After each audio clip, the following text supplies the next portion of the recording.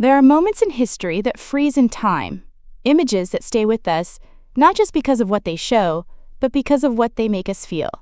One of those moments happened on a cold September morning in 1997, when the world watched, breath held, as two young boys walked slowly behind their mother's coffin. Prince William was just 15. Prince Harry only 12. Their faces were pale, their eyes cast downward. Around them, the streets of London were thick with grief.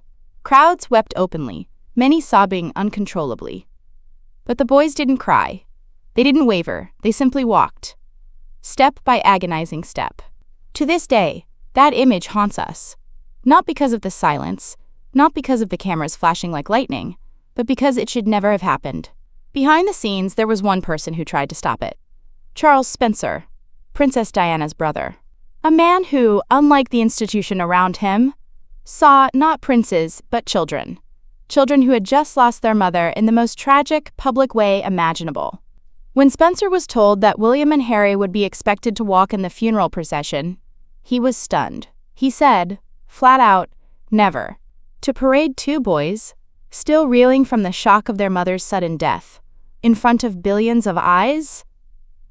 It was unthinkable. Unnatural. Cruel. He pushed back. He pleaded. He argued. He told palace officials that Diana would never have wanted this. And deep down, he believed he could protect them. But then came the lie. He was told the boys wanted to do it, that they had chosen it. And with a heavy heart, Spencer stepped aside. But years later, the truth came out.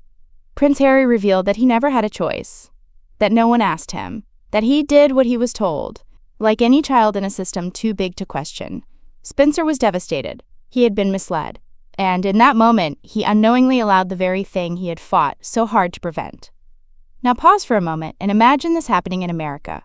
Imagine two grieving children being made to lead a national funeral procession for a lost parent, in front of rolling news cameras, under public gaze. It wouldn't happen. In American culture, we protect our children in grief. We shield them from the weight of public expectation. We understand that mourning is personal, and childhood is sacred. This wasn't just a misstep, it was a failure of compassion. And that's where the lesson lies, not just for the royal family, but for all of us. Sometimes institutions, be they monarchies, governments, or even families, get caught up in duty and decorum, forgetting that behind every public role is a human soul. That day, William and Harry weren't just symbols of strength. They were boys, lost, heartbroken, and asked to carry a burden no child ever should. Charles Spencer knew it. He felt it. And though he couldn't stop it, his pain, his resistance, his voice, it mattered. Because it reminded the world that even in the most rigid systems, humanity must come first. And this moment, this unforgettable image of two boys behind a coffin, set off a ripple effect that would be felt for decades. It became a turning point, a warning, a scar. But it was also just the beginning. Because Charles Spencer's stand didn't end there, and neither did the truth. In the next part of this story, we uncovered the lie that changed everything, and how it exposed not only the manipulation behind the scenes, but the deep cracks in a system built on silence. Sometimes the deepest betrayals don't come from enemies. They come from the people who are supposed to protect us, from within the walls of power, from behind closed doors. And for Charles Spencer, the betrayal came in the form of a quiet, calculated lie. He had fought hard. He had said no. He had stood his ground, determined to protect his nephews from the crushing weight of public mourning. But when someone from Buckingham Palace told him that William and Harry wanted to walk behind their mother's coffin, everything changed. Spencer, like any loving uncle, stepped aside. He believed, truly believed, that if this was their choice, it wasn't his place to interfere. It hurt him, but he accepted it. Years later, in a moment of raw honesty, Prince Harry revealed the truth. We were told to do it. We didn't have a choice. Just 7 words. But they shattered everything. Because that meant Spencer had been misled, manipulated. The boys had not volunteered. They had been instructed, pushed, used even. And in that moment, a bond of trust was quietly broken. Not just between uncle and nephew, but between truth and the machinery of royalty. Let's be clear. This wasn't just a miscommunication. This was emotional manipulation at the highest level. A system so invested in appearances, so consumed by optics, that it chose image over innocence. In many ways, it revealed something much darker about the institution behind the crown, a willingness to bend reality in order to maintain control. The public needed to see a united front. The world expected stoicism, not sorrow. So the children were placed front and center, and the story was spun to make it look like their idea. It wasn't. It wasn't. And the pain of that manipulation stayed with Harry for decades. Because when you're a child, grief is already too big to handle. Add to that the weight of a lie, the pressure of performance, and the absence of real choice. And what you get isn't healing. It's trauma. This wasn't the first time in history that children were made to carry the burden of systems far larger than them. Think about Emmett Till's mother, who chose to show her son's brutalized body in an open casket, not because he chose it, but because she believed the world needed to see. Or the countless young celebrities in Hollywood, Judy Garland, Drew Barrymore, who were pushed into roles, into silence, into emotional corners, long before they were ready, all to satisfy the expectations of an image. The names change. The systems vary. But the pattern is the same. When institutions prioritize their survival over a child's well-being, innocence becomes collateral damage. For William and Harry, that walk wasn't an act of courage. It was an act of compliance. And the lie that it was their wish served no one but those desperate to protect the reputation of the monarchy. Charles Spencer later said he still struggles with what happened that day. Had he known the truth, he would have never allowed it. And yet, the moment passed, the march happened, and the lie stood for years. But truth has a way of resurfacing, sometimes quietly, sometimes with the full force of a generation behind it. And in the years that followed, Harry began pulling back the curtain. Piece by piece, he started exposing what life inside the firm was really like. The manipulation, the silence, the control. But his story, his reckoning, was still ahead. Before that, another truth had to be spoken. And Charles Spencer was the one to say it, right at the heart of Diana's funeral. A moment where, instead of speaking about Diana, he chose to speak for her. And the words he delivered didn't just challenge the royal family, they shocked the world. Let's go there next.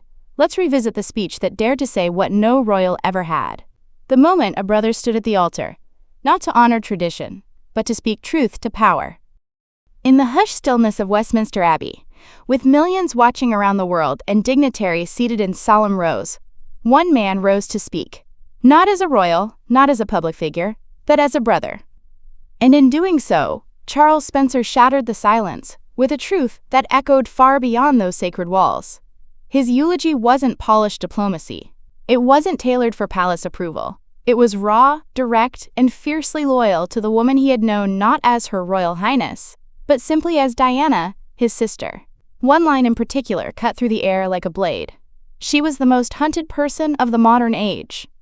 With those words, Spencer wasn't just mourning. He was pointing fingers. Not overtly, but anyone listening knew exactly who he meant. The press, the paparazzi, in the palace that stood by in silence, while Diana was pursued, cornered, and eventually lost. And he didn't stop there. He declared, "It is a point to remember that of all the ironies about Diana, perhaps the greatest was this, that a girl given the name of the ancient goddess of hunting was, in the end, the most hunted person of the modern age." That wasn't just poetic. It was devastatingly intentional. Then came the moment no one expected. Spencer turned his attention to William and Harry and made a promise, one that would shake the royal establishment to its core. "We, your blood family, will do all we can to continue the imaginative and loving way in which Diana was steering these two exceptional young men." It was subtle but unmistakable. We, not them. This was a declaration of protection and of separation. Spencer was drawing a line between the Spencer family and the Windsors, between personal love and institutional control. The royal family, seated only feet away, did not react. The Queen remained stoic. Prince Charles, stone-faced. There was no nod, no tear, no emotion. But the public? They broke into applause. A funeral inside a royal church had suddenly become something much more, a release, an affirmation. A moment when someone finally said aloud what so many had felt for years, that Diana was failed, not only by the media, but by the very system that should have shielded her. That spontaneous applause was unheard of in a setting like that. But it was real. It came not from protocol, but from pain, from connection, from relief that someone, anyone, had spoken the truth. Even now, decades later, Spencer's speech is still quoted, still studied, still felt. Why? Because it broke the pattern. In a world where royal funerals are tightly choreographed events of tradition and restraint, his eulogy was a rupture, a refusal to pretend. It gave voice to grief but also to anger, to love but also to accountability.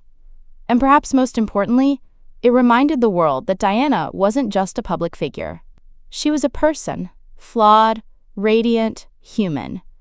And in that moment, her brother restored her humanity in front of the very system that had, for so long, denied it. It wasn't just a eulogy, it was a reckoning. But if Spencer hoped his words would change the course of things, if he believed that standing up for Diana would protect her sons, he would soon discover the limits of his influence. Because as powerful as his speech was, the reality behind the palace gates was far more entrenched than anyone imagined. Next, we step behind the scenes in those first few hours after Diana's death. Into the silence, the confusion, and the royal family's most controversial decision of all, their refusal to speak. And how that silence nearly tore the monarchy apart. When tragedy strikes, people look to their leaders for comfort, for a voice that says, "We see your pain, we feel it too." But in the days following Princess Diana's sudden and shocking death, the voice that mattered most was missing. For 5 long days, the British royal family remained silent. No public statement, no televised address, no visible mourning. They stayed behind the gates of Balmoral Castle in Scotland, hidden away as the world outside fell into collective grief. And that silence became deafening. In London, outside Buckingham Palace and Kensington Palace, rivers of flowers flowed across the pavement. People cried openly in the streets. Grown men and women who had never met Diana, but who felt as if they had lost someone close. Children held handmade signs. Families lit candles. The grief was raw and real. But the palace windows stayed shut. The Union Jack wasn't lowered to half-mast, and the Queen, Diana's former mother-in-law, grandmother to the grieving boys, offered no public words. It was one of the greatest public relations crises in modern royal history. Behind the scenes, insiders later admitted, the monarchy simply didn't know what to do. They were gripped by tradition, frozen by protocol, and paralyzed by the enormity of the public reaction. They thought staying silent was dignified, respectful, proper. But to the people, it felt cold, distant, almost cruel. Meanwhile, across the Atlantic, a very different message came from the White House. President Bill Clinton stepped forward just hours after the news broke. He spoke with warmth, with empathy. He praised Diana as a woman of compassion and courage. His words didn't just acknowledge the loss, they connected. And that contrast couldn't have been more striking. Where the monarchy seemed emotionless, Clinton offered humanity. Where the Queen remained unseen, the president stood with the people. One side clung to tradition. The other embraced presence. It wasn't about politics. It was about being human in the face of tragedy. And the British public noticed. Newspapers that had long shown deference to the crown turned critical overnight. Headlines demanded answers. Where is the Queen? Show us you care. Your people are mourning, why aren't you? This growing outrage wasn't just about Diana. It was about a wider sense of disconnect between a nation in mourning and an institution that seemed frozen in time. Finally, on the 5th day, the Queen returned to London and addressed the nation in a rare televised broadcast. Her voice, though steady, betrayed the weight of the moment. She called Diana an exceptional and gifted human being and acknowledged the public's grief. But by then, the damage had been done. The silence had spoken louder than any words. For those watching around the world, especially in America, the Queen's delayed response was a powerful reminder of how different systems deal with grief. In the U.S., we often expect leaders to show heart, to be seen comforting families after a hurricane, visiting hospitals after a tragedy, speaking directly to the people. But the British monarchy? It had been built on stoicism, reserve, never explain, never complain. And yet, in this moment, the people didn't want royalty. They wanted relatability. They wanted to see pain. to see love, to see them. And that's the lesson here. In times of heartbreak, silence can feel like abandonment. And even the most powerful institutions must remember, grief is not just personal, it's political. The Queen would later evolve, showing more emotion in public life as the years went on, but it was Diana's death that forced that change. A woman whose warmth shattered the walls of an ancient institution. Even in death, she was pushing it forward. But inside the palace, the real reckoning had only just begun. Because while the public grieved and the monarchy recalibrated, two young boys, William and Harry, were living through the quietest storm of all, surrounded by silence, held by protocol, and left to navigate grief the only way they knew how, alone. Behind every icon, there is someone who loved them before the fame. Someone who knew them not as a global figure, but simply as family. For Diana, Princess of Wales, that person was her younger brother, Charles Spencer.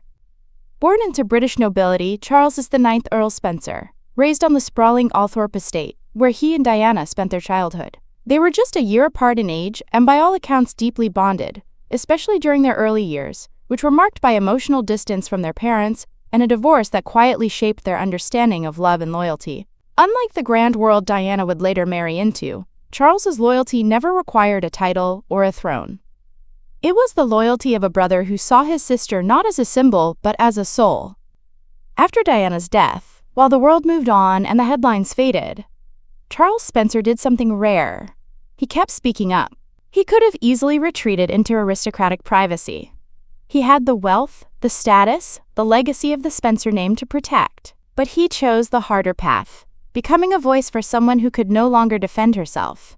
He criticized the royal family when few dared to. In interviews with the BBC, The Guardian, and other major outlets, Charles made it painfully clear. He believed the system had failed Diana. And not just once. Repeatedly. In one BBC interview, he revealed that Diana would often call him in tears, feeling isolated, unheard, and utterly alone inside the palace. She was being hounded, he said, and the people who should have been looking out for her simply weren't. That wasn't a soundbite. That was a brother carrying the weight of regret. And his defense of her didn't end at words. At their childhood home in Althorpe, Charles oversaw the creation of a private island memorial where Diana is now buried, a place away from tourists, cameras, and the prying eyes that had stolen so much of her peace in life. The site is serene, surrounded by trees and silence. It is perhaps the only place in the world where Diana can finally rest in privacy, and that was Charles's decision. In another interview with The Guardian, he admitted how haunted he still was by the events around her funeral, especially being told that William and Harry wanted to walk behind the coffin. "If I had known the truth, I would have fought it with everything I had," he said. What makes his loyalty so powerful is that it's not performative. Charles Spencer doesn't chase headlines. He rarely steps into the spotlight unless it's to speak about Diana or about justice. He doesn't speak for power. He speaks for principle. In a world where many people rewrite the past to suit the present, Charles Spencer has done the opposite. He has held the past accountable. Why? Because for him, Diana isn't just a memory. She's a cause. His steadfastness is a reminder that family is not about sharing a name or a bloodline. It's about showing up again and again, even when no one else will. And in doing so, he hasn't just preserved her legacy. He's protected her truth. But while Spencer remained loyal to Diana's memory, there were two others who carried her spirit forward every day. Her sons. And though Spencer vowed to protect them, the forces inside the monarchy were too strong, too relentless. Grief doesn't always cry out. Sometimes it hides in silence, in eyes that don't look up, in shoulders held too straight, in little boys walking behind a coffin trying not to fall apart. On the day of Princess Diana's funeral, William and Harry became symbols of strength. The world praised their composure. Commentators called it, quote, grace under pressure. But inside, something far more complex and far more painful was happening. Years later, Prince Harry spoke honestly about that moment. In a documentary, he confessed, "I just remember being numb. I didn't cry. I couldn't. Because no one around me was crying." That sentence reveals a quiet tragedy. Not just the loss of a mother, but the loss of emotional freedom. Because when a child is surrounded by silence, they learn to mirror it. And in the royal family, where composure is tradition, and vulnerability is often treated like weakness, grief has nowhere to go. This is something psychologists call emotional suppression, the act of burying painful feelings instead of processing them. It's especially common in environments where expression is discouraged, or where there's an unspoken rule to be strong at all costs. But here's what studies tell us. Children who suppress their grief, especially after traumatic loss, often face long-term emotional challenges, anxiety, depression, difficulty forming close relationships, a sense of disconnection from self. A 2010 study from the National Child Traumatic Stress Network found that children who lose a parent publicly, especially under media scrutiny, face significantly higher levels of post-traumatic stress. They're not just mourning, they're managing public expectations while trying to understand emotions they're too young to name. Now imagine adding global cameras, protocol, tradition, and no one saying, it's okay to fall apart. Harry was only 12 years old, William, 15, and instead of being held, they were held up, propped as models of royal strength in a moment that should have been theirs to grieve freely. In his memoir Spare, Harry wrote about trying to cry, but feeling completely shut down. He describes walking in that funeral procession as if watching it happen to someone else.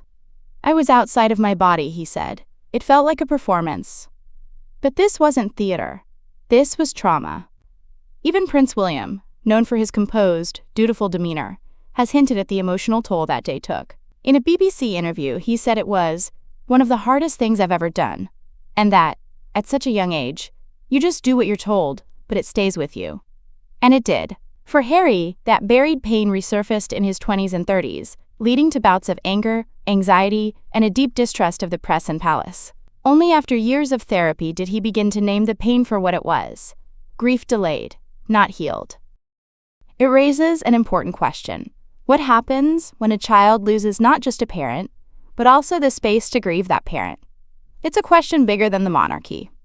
It echoes through families who value image over emotion, through cultures that still believe boys don't cry, and through systems that forget that even the strongest shoulders are still carrying hearts. In the case of William and Harry, one boy buried the pain and became the steady heir, while the other broke away, determined not to repeat history.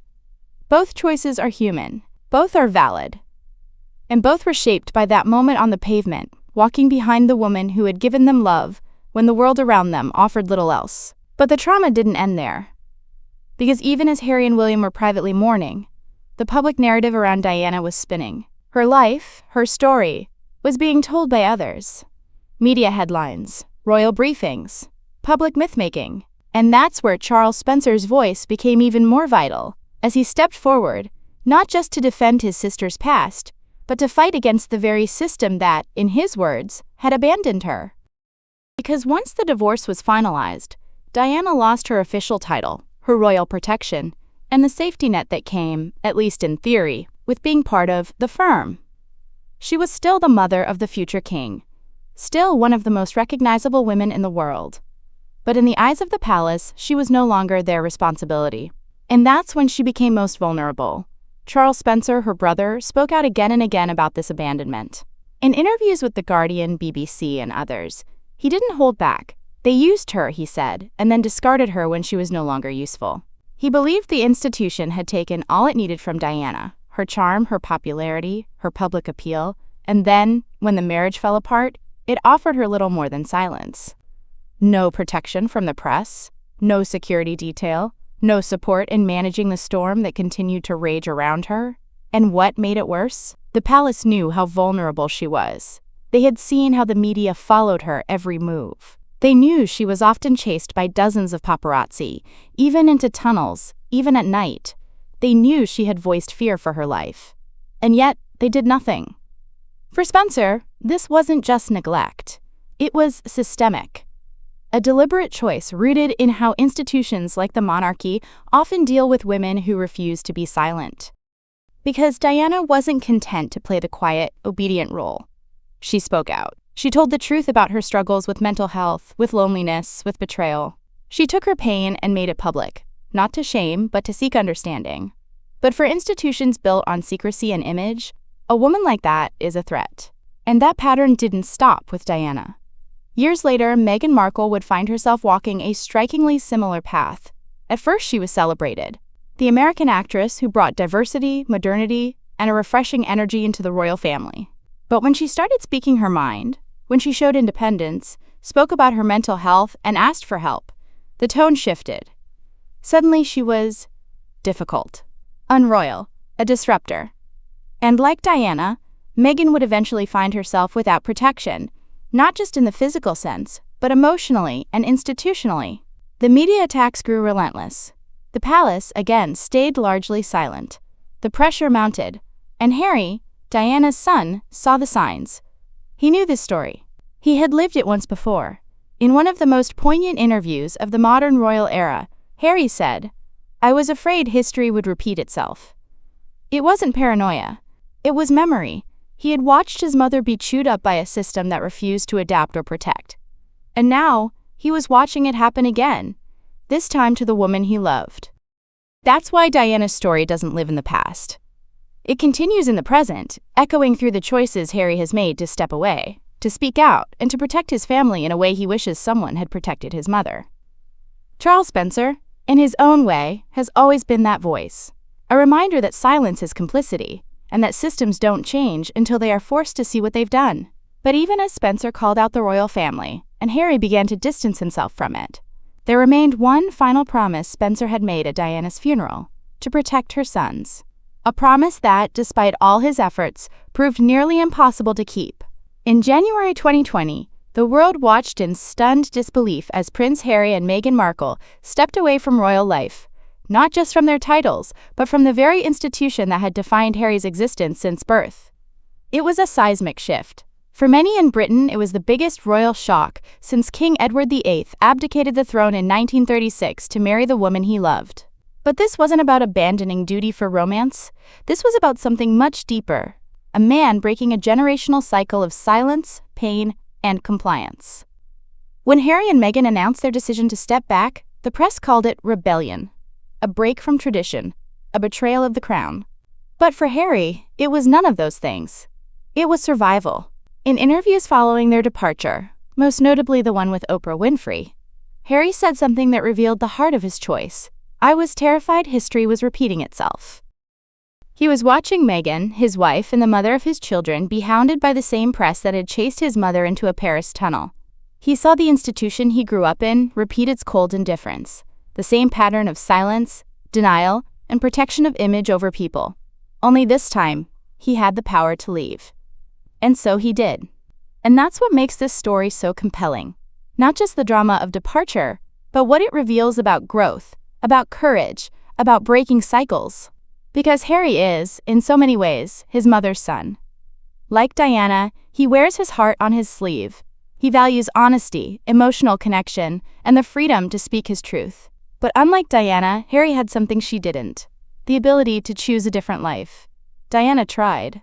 She stepped outside the institution, gave that famous panorama interview, redefined her role.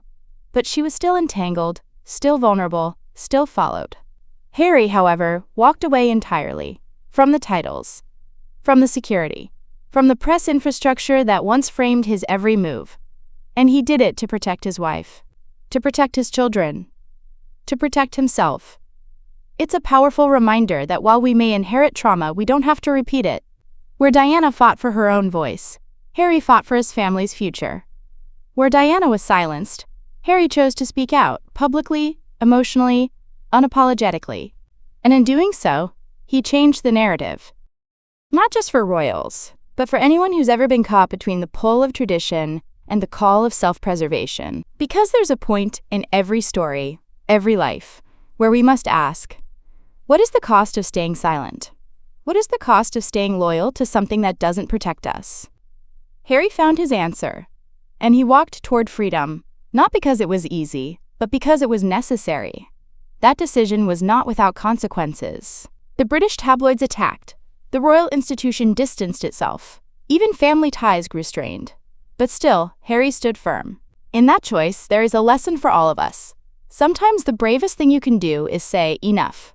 Enough with the silence. Enough with the expectation. Enough with the sacrifice of self. And maybe that's why Diana's legacy lives most powerfully through Harry. Not because he repeats her steps, but because he dares to finish the journey she began. But what about Charles Spencer, the man who once promised to protect William and Harry from the very fate Harry now escaped?